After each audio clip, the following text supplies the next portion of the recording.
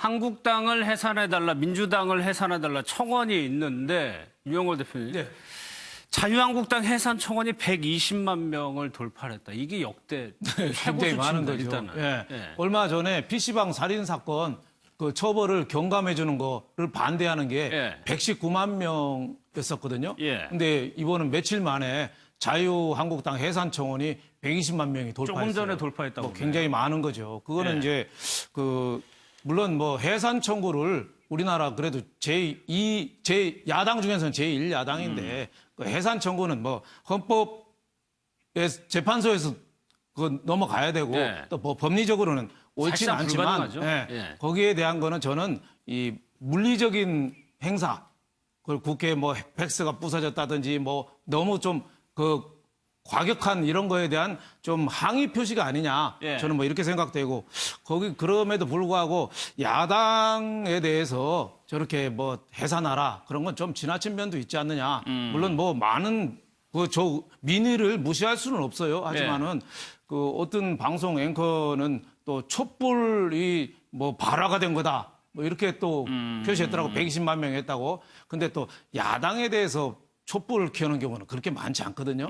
과거 뭐 박근혜 전 대통령 때는 이제 국정농단에 대해서 집권자에 대해서 촛불을 든 거는 있어도 예. 야당에 대해서 뭐 촛불을 들었다. 그런 표현은 좀 과하긴 하지만 지금 우리 국민들이 그 폭력이나 이런 거에 대한 좀 염증 뭐 이런 거를 좀 대변한 거 아니냐. 거기다가 또 그 야당 더불어민주당의 또 지지자들 네. 또 그런 사람들이 좀 결집도가 그래도 자유한국당보다 좀 더 강한 거 아니냐. 좀 이런 느낌을 받았습니다. 민주당의 해산 청원이 14만 명 수준이니까 9분의 1 정도 되는 건데 어제요. 30만 명이 넘었을 때 나경원 원내대표의 질문을 한 영상이 있네요. 그 영상을 좀 한번 보도록 하겠습니다. 오늘 아침에 자유한국당 해산 청원이 30만 명 넘어도 혹시 그거에 대한 입장 뭐 아직 논의하지 않았습니다. 제대로 논의하지 않았습니다. 이상 마치겠습니다. 네. 사실 뭐 이 내용에 대해서 자유한국당이 입장을 낼 사안은 아닌 것 같은데 이종용 평론가께서는 이 현상을 어떻게 좀 분석을 하세요? 지금 더불어민주당이나 혹은 더불어민주당을 지지하는 분들이 굉장히 이 부분과 관련해서 폭력 국회에 대한 어떤 실망 또는 자유한국당에 대한 실망이다라고 표현을 하고 있습니다. 일정 정도 그런 부분이 있을 텐데요. 예. 그럼에도 불구하고 이것을 확대해서 해석을 하게 되면 어떻게 되냐면 바로 이제 또 자유한국당을 지지하는 그러니까 더불어민주당을 해산하고자 뭐 청원이 올라가고 거기에 숫자가 올라가고 그러면 이 숫자 경쟁이 이루어지는 것. 그러니까 무슨 말씀을 드리고 싶냐면 정치는 진영이 갈라져도 네. 국민은 갈릴 수가 없는 거거든요. 근데 자꾸 국민들이 지지를 누구가 얼만큼 하고 있다, 어떤 사안에서 얼만큼 하고 있다라고 이야기해서 그것이 마치 정당하다고 얘기한다면 네. 그럼 우리가 대의민주주의를 포기해야 돼요. 직접 민주주의로 가서 모든 사람들이 전부 광장에 나가서 이게 옳다라고 해서 그것이 옳다라고 하는 목소리가 더 많으면 그대로 시행하면 됩니다. 그런데 네. 지금 우리가 근대를 넘어서 현대까지 온 건 그런 직접 민주주의의 폐해 때문에 대의민주주의가 온 것 아닙니까? 네. 그래서 이 폴, 청와대의 이 청원의 폴, 누르기만 하면 올라가는 이 폴을 일정 정도 이런 민심이 있겠구나라는 정도에 그쳐야지 이것을 점점 확대 해석하면 아마도 분명히 그러니까 이 자유한국당 지지자들은 매일같이 지금 아마 이 톡으로나 혹은 뭐 다른 SNS로 이걸 독려할 겁니다. 이런 식의 어떤 경쟁이 얼마나 지금 낭비입니까? 그러니까 이걸 경쟁시키고 그런 어떤 결과에 대해서 희희낙낙하는 건 이 정도에서 저는 그쳐야 된다고 봅니다.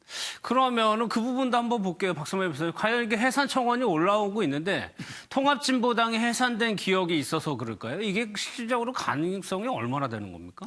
해산을 하려면 정부가 헌법재판소에 정당 해산 심판을 청구를 해야 되고 정부가 청구하는 거죠. 그리고 헌법재판소에서도 그 결정을 내려줘야 되는데 정당이 해산되는 건 우리나라는 기본적으로 자유민주적 기본 질서를 기본 토대로 하고 있기 때문에 통합진보당이 해산됐던 이유도 자유민주적 기본 질서를 흔들었다는 이유 때문이었거든요. 그런데 이 사안이 자유한국당이 자유민주적 기본 질서를 흔들었다고 보기에는 상당히 어려운 부분이 있습니다.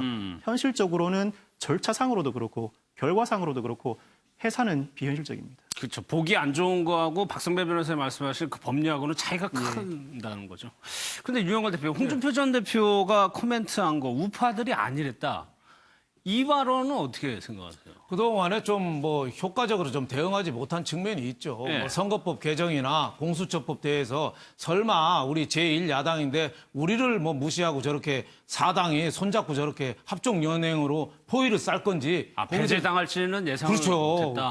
그것도 100석이 넘는 어떻게 보면 더불어민주당하고 맞먹는 의석인데 저렇게까지 사면 초가에 몰린 초나라 항우처럼 저렇게 몰린 거는 어떻게 보면은 아니라고 방관한 측면이 또 있는 거죠. 하지만은 또 더불어민주당도 또 무리하게 또 끼어팔기 한 또 측면도 있거든요. 예. 그래서 홍준표 전 대표가 의원직을 총 사퇴해야 된다 자유한국당. 예. 그거는 법 표현이 맞지 않죠. 의원직을 총 사퇴할 각오로 예. 국회에 임해라. 이 말은 괜찮죠. 예. 이 말은 사퇴할 각오로.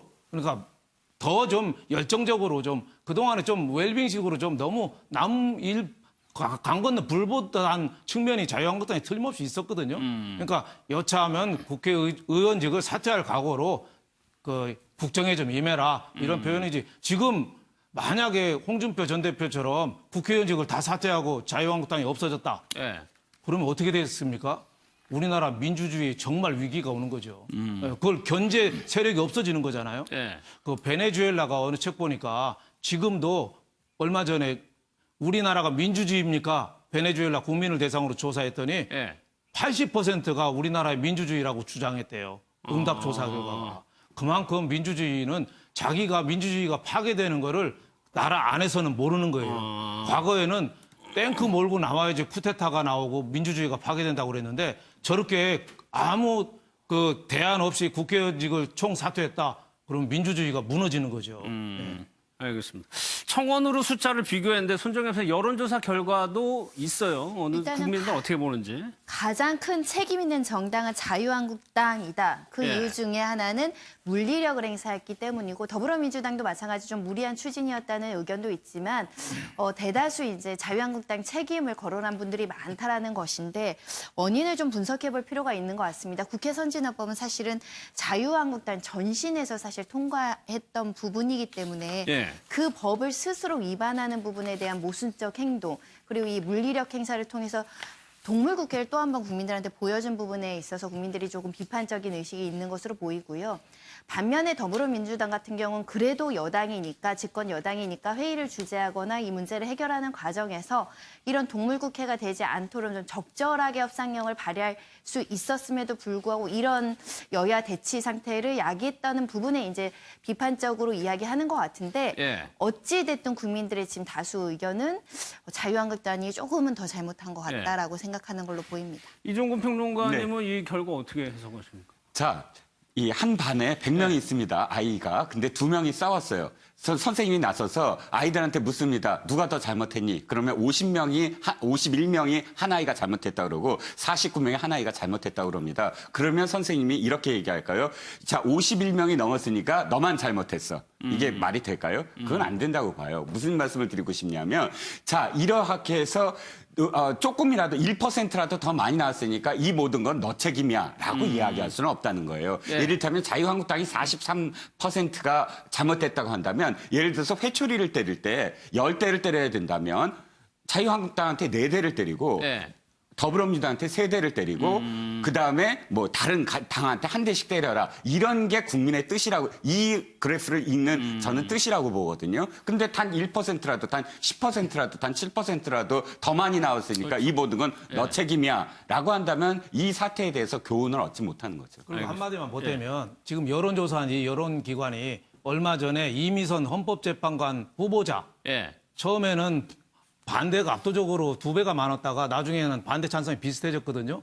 두 번째는 문항을 바꿨어요. 예. 첫 번째는 이미선 후보자만 묻고 두 번째는 문재인 대통령이 개혁 취지로 추진하는 헌법재판소 이렇게 문항을 바꿔서 했다는 비판이 많았거든요. 그래서 이 여론조사 기관이에요. 예. 그래서 알겠습니다. 여론조사 기관의 결과에 대해서 우리가 참고 자료는 보되 거기에서 맹목적으로 믿어서는 안 된다. 저는 이렇게 봅니다. 알겠습니다.